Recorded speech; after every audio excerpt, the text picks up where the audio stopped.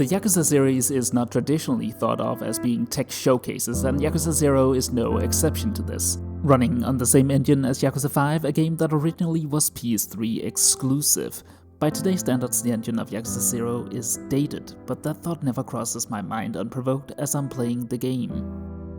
The world feels right, despite some of the shortfalls of the tech behind it, and before we get into why the world of Yakuza 0 feels right, I have to explain what shortcomings the engine has. First of all, there's a lack of dynamic lights. You'll notice that the myriad bright signs of the city don't actually reflect realistically in the environment. Flashing lights don't cause changes in the lighting of the surrounding area, and shadows for NPCs are often static dark blobs underneath them. Some of this is mitigated through screen space reflections on puddles, but it's still an overwhelmingly statically lit environment. Many lights themselves are merely 2D sprites, changing colors on a set basis. The way in which you interact with the world is also quite limited. The world has harsh invisible borders defining where you can go, and there are loading screens at the end of each fight and when entering buildings. The player camera is also restricted to the point where you can barely look up or down, despite the world actually having a bunch of detail at these unviewable angles. Sure, you can go into first-person mode, but at least on PC there's a bug that blurs the image significantly when doing so. It's dated tech with restrictive movement options, and yet the world feels great. Why is that? Let's start with the time and place. Yakuza 0 takes place in the red light district of Kamurocho, based closely on the real Tokyo red light district named Kabukicho, in addition to the district of Sotenbori, closely modeled on Dotonbori in Osaka.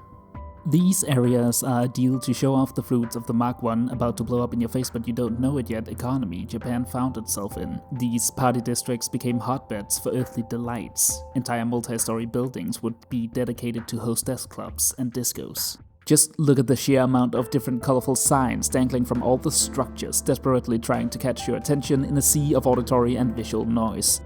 A Japanese norm of going out drinking with your company colleagues helped undergird the party scene, which explains the amount of salarymen you see walking the streets of Sotenbori and Kamurocho. These districts are bursting at the seams with potential nighttime activities, including the before-mentioned hostess clubs and discos.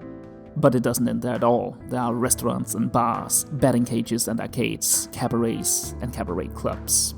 Mixed in with the glittery street signs, trash features prominently, a sign of the massive consumption going on within these districts, hinting at the bitter aftertaste this era will leave upon Japan. You'll see everything from trash bags, cardboard boxes to TVs. Furthermore, cars and bicycles are often awkwardly bunched up among the trash. One would have to work quite hard to avoid bumping into anyone or anything. The streets are also absolutely plastered with stickers and posters, advertising a variety of services and establishments. Anything you can think of can seemingly be found within these areas. The atmosphere is completely unique to this game. Never have I played a game like it, not even including the other entries in the expansive Yakuza series.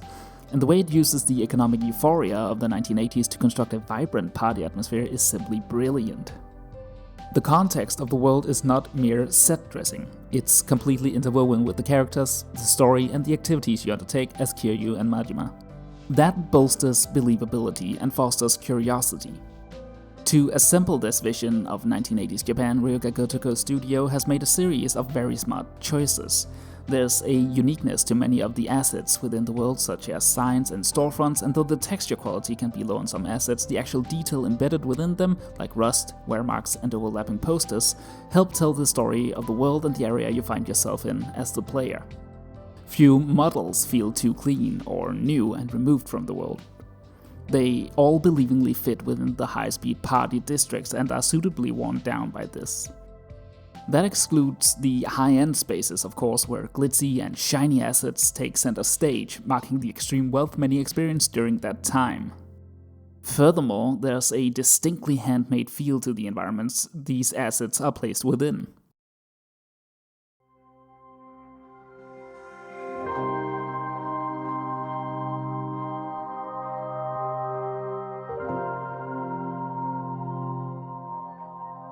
Each district is easily recognizable at a glance, which of course greatly bolsters immersion. The people walking the street are also a particular highlight. The model quality is usually greater than that of the surrounding environments, with high fidelity textures on their clothing, and there's an impressive variety of ways you can interact with them as you play. If you bump into them, for example, a unique animation will play of you pushing them out of the way.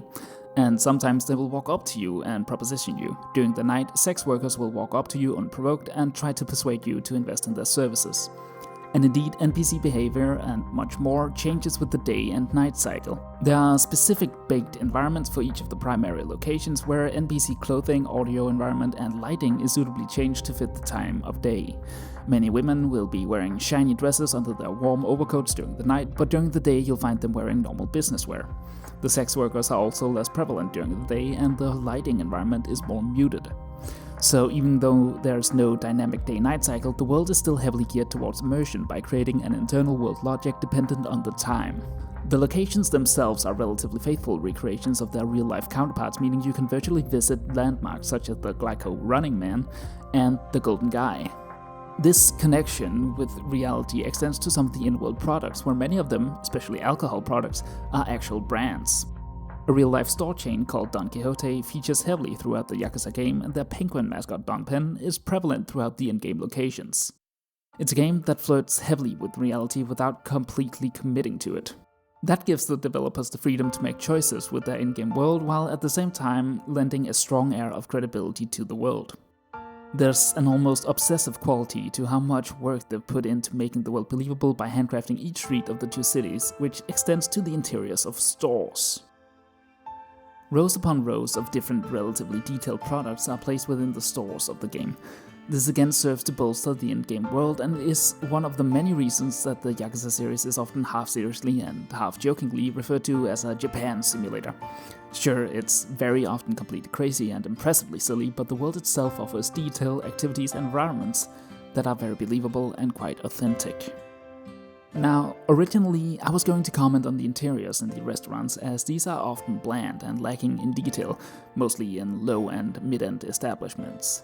But then I went to Japan for a vacation, and when you know it, lower-end restaurant and fast food places do often feature small cramped spaces with frankly unappealing light orange-ish walls completely bare of any art. This choice to have bland interiors in many of the in-game restaurants is not the developers cutting a corner. It's them portraying reality. It was simply alien to me as someone who hadn't visited Japan before. I want to return to the technical side of the game, because while much of the world feels static, there are some dynamic elements. Specifically the items dotted around the streets that the player can pick up during battle.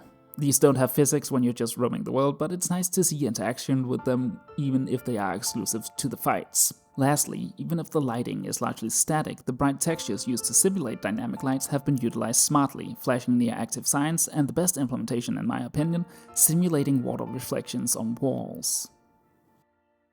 Starting with Yakuza 6, Ryoga Gotoku was switched to their in-house Dragon engine, which features many improvements that I've highlighted as lacking in Yakuza 0. This includes dynamic objects, more dynamic lighting, and fewer loading screens. But despite all of these technical enhancements, Yakuza 0 still stands out to me as the most fleshed out and engrossing Yakuza world in 2023. That is extraordinary. Yakuza 0 simply has a unique and unrivaled value proposition to this very day. It has the before-mentioned handcrafted quality to its environment that undoubtedly was driven by the developers' desire to make an impact in Western markets. They upped their localization efforts tremendously, and judging by the amount of effort that has gone into Yakuza 0, it seems as if the game was given a much larger budget than previous entries. The Yakuza series often benefits from being able to reuse assets and environments with smaller tweaks in between entries, but this wasn't possible with Yakuza 0 given the specific moment in history the game is set in. This would have been a massive increase in effort on the developer's part then, and all of this effort and attention simply shines through brilliantly. It furthermore acts as a monument to the bubble era of Japanese economy by effortlessly showcasing the economic euphoria that grabbed the country at that time. An economic euphoria that Japan has never recaptured. The 1990s and 2000s would come to be known as the lost decades in Japan. These years would be characterized by a stagnant growth hovering around 0.5% to 1%. The seemingly endless optimism portrayed in the game had ended, and it doesn't seem like Japan will recapture any of that special atmosphere that reigned supreme in the streets of Tokyo and Osaka in the 1980s.